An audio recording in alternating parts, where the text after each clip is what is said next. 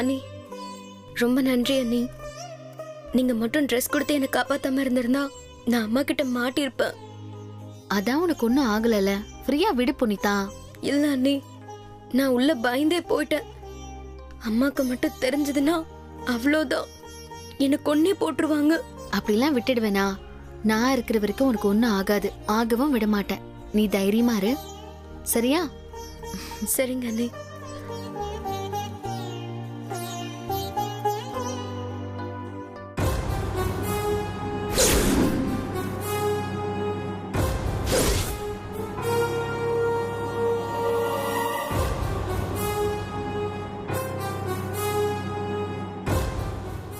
நான் நினைச்ச மாதிரி இதெல்லாம் ராசாத்தி வேலை தானா? நான் அவ்வளோ கஷ்டப்பட்டு புனிதாவை மாட்டி விட பிளான் பண்ணா இந்த ராசாத்தி குறுக்க வந்து காரியத்துக்கு எடுத்து தப்பிக்க வச்சிருவா. இருக்கட்டும், அடுத்து ஏதாவது பண்ணி அவளை மாட்டி விடுறேன். அப்போ இந்த குண்டுச்சு என்ன பண்றான்னு பார்க்கலாம்.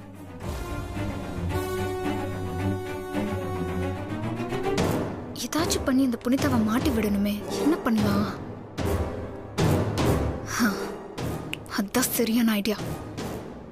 இப்ப எப்படி புனிதா வந்த ராசாத்தி காப்பாத்துறான்னு நானும் பாக்குறேன்.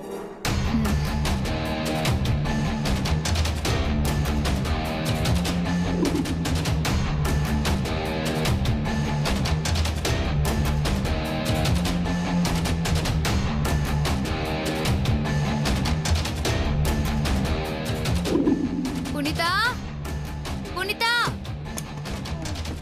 புனிதா. அண்ணி இதோ வரேன் அண்ணி. சொல்லுங்க அண்ணி. வா வந்து உட்கார். என்ன அண்ணி? எதுக்கு? சாம்பிராணி போடணும் புனிதா.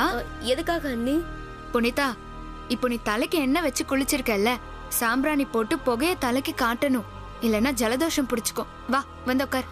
அண்ணி என்ன மாட்டி விட்டுறதுக்கு எதுவும் பிளான் பண்றாங்களா? சாம்பிராணி போடுற சாக்குல உன் முடியெல்லாம் எடுத்து விட்டு உன் கழுத்துல இருக்கிற தாலிய வெளியே கொண்டு வர பாரு. இல்ல அண்ணி, சாம்பிராணி புகைலாம் வேண்டாம். எனக்கு இந்த புகை ஒத்துக்காது. புனிதா, நீ சின்ன பொண்ணு, உனக்கு எதுவும் தெரியாது. நீ பேசாம வந்து உட்கார்.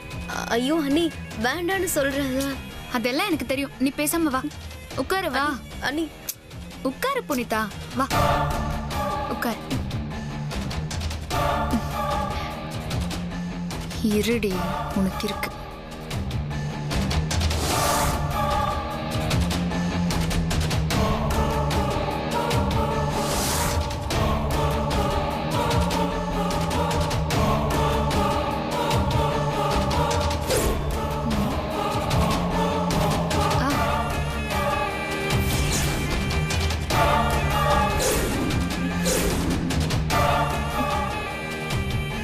கையெடு, கையெடு புனிதா. போதும்.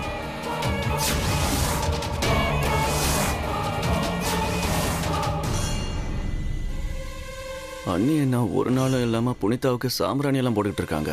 ராசாத்தி எங்க போனா?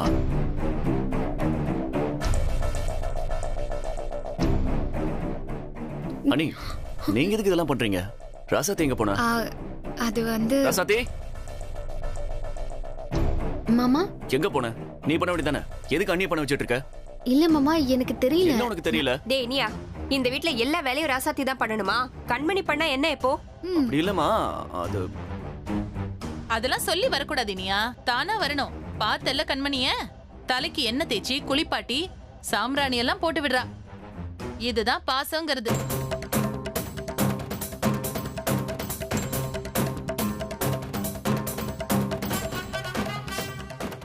அடி பாவி, தாலிய காட்டி பெரியத்த கிட்ட புனிதாவை மாட்டி விடதான் இது எல்லாத்தையும் பண்ணிட்டு இருக்கியா?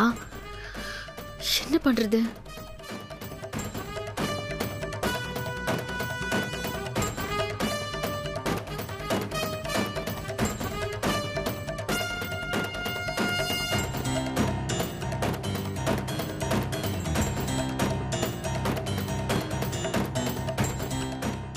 முடிய விடு புனிதா.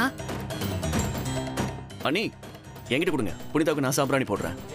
ஐயோ இனியன், இதெல்லாம் பொம்பளைங்க சமாச்சாரம், நீங்க போய் இதெல்லாம் பண்ணலாமா? அண்ணி, ஆம்பளை வேலை பொம்பளை வேலைன்னு தனி எதுவும் இல்ல, எல்லாத்துக்கும் மனசு தான் காரணம். என் தங்கச்சிக்கு நான் தான் சாம்பிராணி போடுவேன். என்கிட்ட கொடுங்க. இல்ல இனியன், உங்களுக்கு அந்த பக்குவம் எல்லாம் வராது. எனக்கு பக்குவம் வராது. நான் உங்களை விட சாம்பிராணி நல்லாவே போடுவேன். என்கிட்ட கொடுங்க. வேண்டாம் இனியன். அட கண்மணி குடு. அவன் தான் ஆசையா தங்கச்சிக்கு பண்றேன்னு சொல்றான்ல, குடு. சின்ன வயசுல அக்கா சாம்பிராணி போட்டா கூட புனிதாவுக்கு நான் தான் போடுவேன் அடம் பிடிச்சிட்டே இருப்பான். அதெல்லாம் உனக்கு தெரிஞ்சிருக்க வாய்ப்பு இல்ல. அவன்கிட்டயே கொடு. கொடுங்க. ஆமா, அண்ணனே போடட்டும். பாத்தீங்களா, புனிதாவே ஆசைப்பட்டா. கொடுங்க. நவருங்க பிரேமா, கொடுங்க. அண்ணா,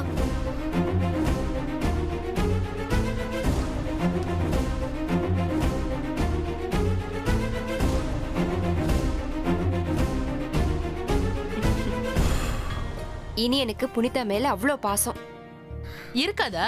நான் வளர்த்த புள்ள எல்லார் மேலயும் பாசமா தான் இருப்பான். பாசமழை ஓவரா தான் இருக்கு.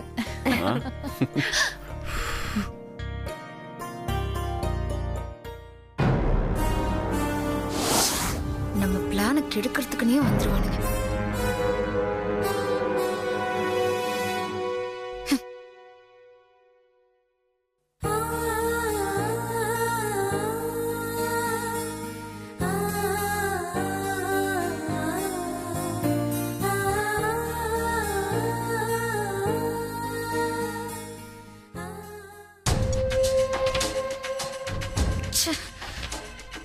நாம் ஏதாச்சும் பண்ணும்போதுதான் இந்த மரகதம் பெரிய இவ மாதிரி வந்து நடந்துப்பா. முதல்ல அவளை ஏதாச்சும் பண்ணணும்.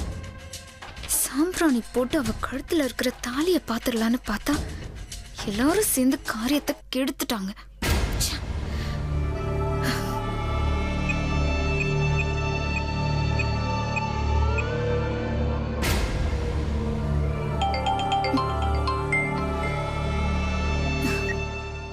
சொல்லுமா. என்னடி புனிதா விஷயம் கொழுந்து விட்டு எரியுதா?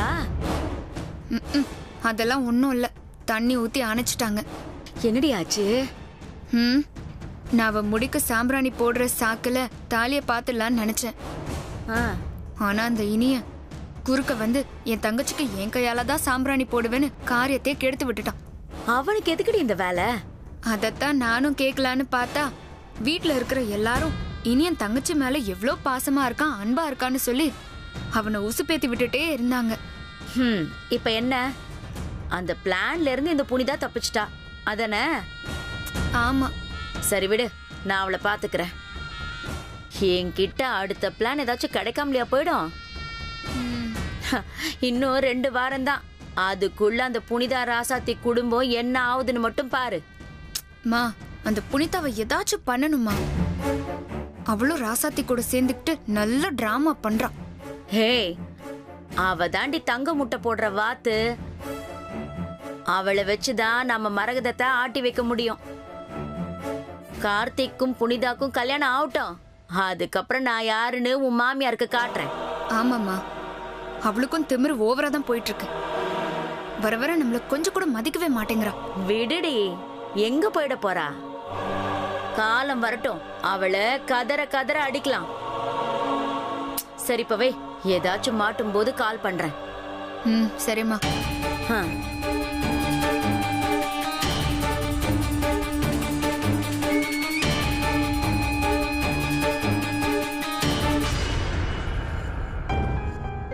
மாமா, நல்ல காரியம் பண்ணீங்க. நீங்க மட்டும் நான் சாம்பிராணி போடுறேன்னு சொல்லல, கண்மணியே சாம்பிராணி போட்டிருப்பா. புனிதா கழுத்துல இருக்கிற தாலியை பார்த்துட்டு பெரிய பிரச்சனையா இருக்கும் மாமா. அதுக்குதான் நான் டக்குன்னு உள்ள வந்தேன். நல்ல வேலை மாமா நீங்க வந்தீங்க. இன்னும் எவ்வளவு நாளைக்கு இந்த விஷயத்த மறைக்க முடியும்னு தெரியல. சீக்கிரமாவே புனிதாவுக்கும் கபிலனுக்கும் கல்யாணத்தை பண்ணணும். இல்லைன்னா தேவையில்லாம பிரச்சனை வரும். எனக்கு எங்க இருந்து எப்படி ஆரம்பிக்கிறதுன்னு தான் ஒன்னும் புரிய மாட்டேங்குது. கவலைப்படாதீங்க மாமா, கடவுள் நமக்கு வழி காட்டுவாரு. மணி அடிக்குது பாருங்க, எல்லாம் நல்லதாவே நடக்கும். சரி, போன்ல யாருன்னு பாரு.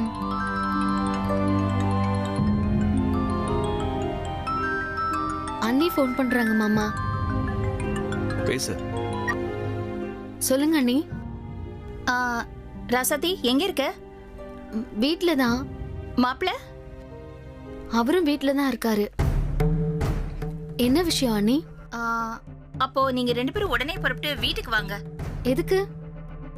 இங்க வாங்களே, நான் எதுக்குன்னு சொல்றேன். இல்ல அண்ணி. ராசாத்தி, எல்லாம் நல்ல விஷயம்தான், உடனே கிளம்பி வாங்க. சரிங்க அண்ணி. ம் மறந்துடாத, வந்துருங்க.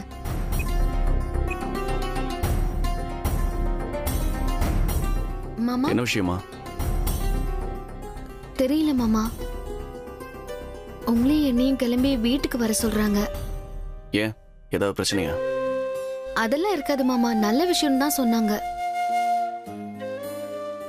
நீங்க எங்கேயாவது வெளியில போகணுமா?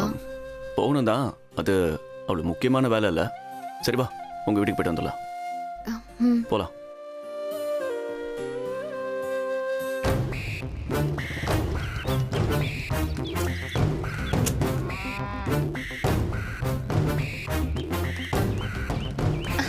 வாரா சதி, வாங்க மாப்பிள்ள. அண்ணி, என்ன விஷயம்? எதுக்கு அவசரமா வர சொன்னீங்க? எல்லாம் நல்ல விஷயம்தான். இதோ ஒரு நிமிஷம் இருங்க, இதோ வரேன். அண்ணி, ஒருவேளை திரும்பவும் நம்ம வீட்டுக்கு பொண்ணு கேட்டு வர போறாங்களா? அண்ணி, முதல்ல என்ன விஷயம்னு சொல்லுங்க. ஆ, நம்ம தெரு கடைசி வீட்டு சுபா பொண்ணு காலேஜ் போயிட்டு இருக்கால? ஆமா, அந்த பிரீத்தியா? ஆ, அவளே தான். நேத்து யதார்த்தமா சுபா கிட்ட நம்ம கபிலனை பத்தி சொன்னேன். சுபாவுக்கும் நம்ம கபிலன் மேல ஒரு நல்ல அபிப்பிராயம் இருக்கு. அதான் அவ பொண்ண நம்ம கபிலனுக்கு கட்டி கொடுக்க சம்மதிச்சிட்டா. அதான் இன்னைக்கே பொண்ணு கேட்டு வர சொன்னா. நானும் தள்ளி போட வேண்டான்னு இன்னைக்கே போலான்னு முடிவு பண்ணிட்டேன். உங்க அண்ணனும் வேலைக்கு போயிட்டாரு, உங்க அம்மாவும் இல்ல. நான் மட்டும் எப்படி தனியா போய் பொண்ணு கேக்குறது? அதான் உங்க 2 பேரையும் வர சொன்னேன். மாப்பிள்ள, கொஞ்ச நேரம் தான், போயிட்டு வந்துடலாம். நீங்க எதுவும் தப்பா எடுத்துக்காதீங்க. அதுக்கு இல்ல, உங்ககிட்ட ஒண்ணு சொல்லணும். என்ன சொல்ல போற? கபிலன் புனிதாவை பத்தி தானே? அதுதான். அது முடிஞ்சு போன கதை ராசாத்தி, அதெல்லாம் வேண்டாம். அந்த மரகதம் பேச்சு வேணா மட்டு மரியாதை இல்லாம இருக்கலாம். ஆனா அவங்க கேட்டதுல என்ன தப்பு? பொண்ணை பெத்தவங்க தான் பொண்ணு போற இடம் நல்லா இருக்கணும் தான் நினைப்பாங்க. நம்ம தகுதிக்கும் தராதரத்துக்கும் நாம பொண்ணு கேட்டு போனது தப்புதான். அண்ணி, அதுக்கு இல்ல. நீ சும்மா இரு ராசாத்தி. சின்ன பசங்க, அவங்க பேச்ச கேட்டுக்கிட்டு நம்ம முடிவு பண்ணக்கூடாது. நம்ம தகுதிக்கு ஏத்த பொண்ணு இல்ல புனிதா. கபிலன் வாழ்க்கை நல்லா இருக்கணும்னு உன் வாழ்க்கையை நான் கெடுக்க விரும்பல. நம்ம தகுதிக்கு ஏத்த பொண்ணு பிரீத்தி தான். அண்ணி, அவசரப்படாதீங்க. ராசாத்தி, நான் முடிவு பண்ணிட்டேன். கபிலனுக்கு இந்த பொண்ணுதான். புனிதாவுக்கு வேற மாப்பிள்ளை பார்த்து நிச்சயம் பண்ண போறாங்க. அப்புறம் இவன் அவளையே நினைச்சுக்கிட்டு தாடி வச்சுக்கிட்டு சுத்திட்டு இருக்கிறதுக்கா? அதுதான், சீக்கிரமா இவனுக்கு ஒரு கல்யாணத்தை பண்ணி வச்சா இவனும் குழந்தை குட்டின்னு இவன் வாழ்க்கையை பார்த்துக்கிட்டு போயிடுவான். உங்களுக்கு விஷயம் தெரியாம பேசிட்டு இருக்கீங்க. இல்ல மாப்பிள்ள, நான் தெளிவா முடிவு பண்ணிட்டேன். நீங்க கபிலன் கிட்ட ஒரு வார்த்தை கேட்டீங்களா? அவன் கிட்ட என்ன கேட்க வேண்டியிருக்கு? நான் சொல்ல வரத முதல்ல கேளுங்க. கபிலன் புனிதாவை தவிர வேற எந்த பொண்ணையும் கல்யாணம் பண்ண மாட்டான். ஏன் பண்ண மாட்டான்? முறைப்படி பொண்ணு கேட்டு பார்த்தாச்சு, கொடுக்க மாட்டேன் நல்லா உரைக்கிற மாதிரி சொல்லிட்டீங்க. இதுக்கு மேலே அவன் அடம் பிடிப்பானா என்ன? இல்லங்க, நீங்க நடந்தது என்னன்னு தெரியாம பேசிட்டு இருக்கீங்க. என்ன? இது வரைக்கும் கபிலனும் புனிதாவும் சும்மா காதலிச்சிட்டு இருக்காங்கன்னு நினைச்சு பேசிட்டு இருக்கீங்க. ஆனா அவங்க 2 பேரும் கல்யாணம் பண்ணிக்கிட்டாங்க.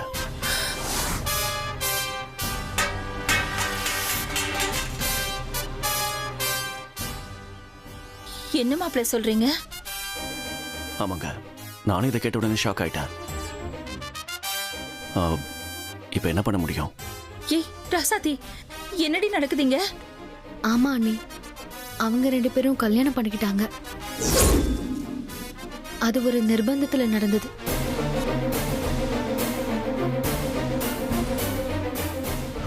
யாரு புரியுற மாதிரி சொல்லுங்க, யார் நீங்க? நாங்க 2 பேரும் சொந்தக்காரங்கண்ணே. அப்படியா? அப்போ அந்த பொண்ணு அப்பா அம்மா நம்பர் கொடு, நான் ஃபோன் பண்ணி பேசிட்டு சொந்தக்காரங்கன்னா விட்டுடுறேன்.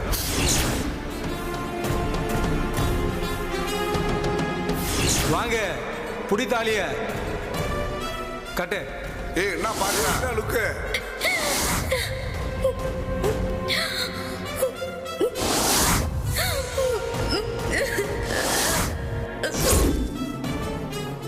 என்னடி ராசாத்தி, நீ சொல்றதெல்லாம் உண்மையா?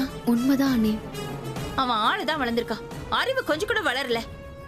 எவ்வளவு நெஞ்சு எழுத்துறதா இப்படி ஒரு காரியத்தை பண்ணிருப்பான். வரட்டும், அவன் இன்னைக்கு என்ன பண்றேன்னு பாருங்க. இத பாருங்க, ஏதோ நடந்து போச்சு. இனி அவனை திட்டினாலும் அடிச்சாலும் எதுவும் மாற போறது இல்ல. வாடா. என்ன காயம் பண்ணி வச்சிருக்கடா? நல்லா இருப்பியா நீ? ஏன் இப்படி பண்ண? சொல்லு, விடு, இப்படி பண்ண. சொல்றது கேளுங்க. சும்மா இரு. இனி என்ன ஆக போகுதுன்னு யோசிப்போம்.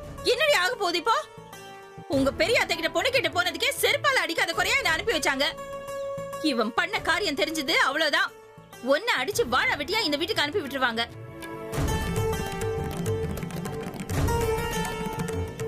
ஏண்டா நீ எல்லாம் ஒரு கூட பிறந்தவனாடா? அக்கா வாழ்க்கைய பத்தி கொஞ்சம் கூட யோசிக்காம இந்த மாதிரி ஒரு காரியத்தை பண்ணி வச்சிருக்க. அவ வாழ்க்கை என்ன ஆகுன்னு கொஞ்சமாவது யோசிச்சு பாத்தியாடா? அவனையே அடிக்கிறீங்க. அந்த மாதிரி எதுவும் ஆகாதுங்க, நான் பாத்துக்கிறேன். என்ன ஒண்ணு ஆகாது மாப்ள.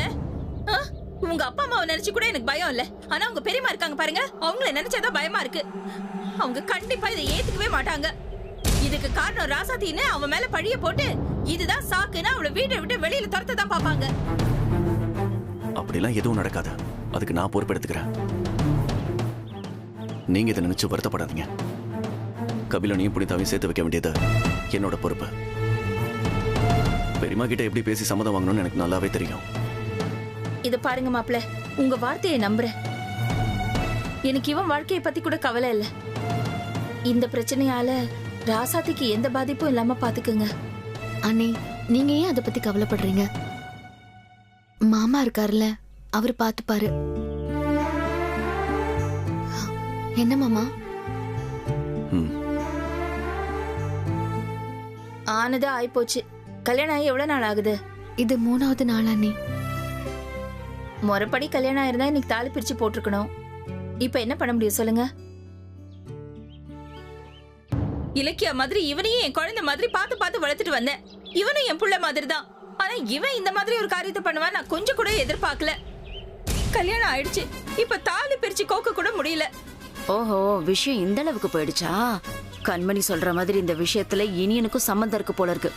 அதனாலதான் நம்ம போடுற திட்டம்லாம் தோத்து போகுது. புனிதா ஓடி போயிட்டாங்கிற உண்மைய சொன்ன, அது எல்லாம் பொய்ன்னு சொல்லி எல்லாரும் முன்னாடியும் என்ன அசிங்கப்படுத்திட்டான் இனிய. அவன் சப்போர்ட்ல தான் எல்லாம் நடக்குது. என்ன மாட்டி விட்டு அசிங்கப்படுத்தின இனியனை நான் சும்மாவே விட மாட்டேன். அவனை மரகதத்துக்கிட்ட மாட்டி விட்டு என்ன பண்றேன்னு பாரு. முதல்ல புனிதாவை பாப்போம். அந்த விஷயத்துல இனியனும் சேர்ந்து வாங்கினா சந்தோஷம்தான். என்ன பண்றது இப்போ? முதல்ல கண்மணிக்கு ஃபோன் பண்ணி அவகிட்ட இந்த விஷயத்த சொல்லி ஒரு முடிவெடுக்க வேண்டியதுதான். இதுக்கு மேலேயும் இதை தள்ளி போடக்கூடாது.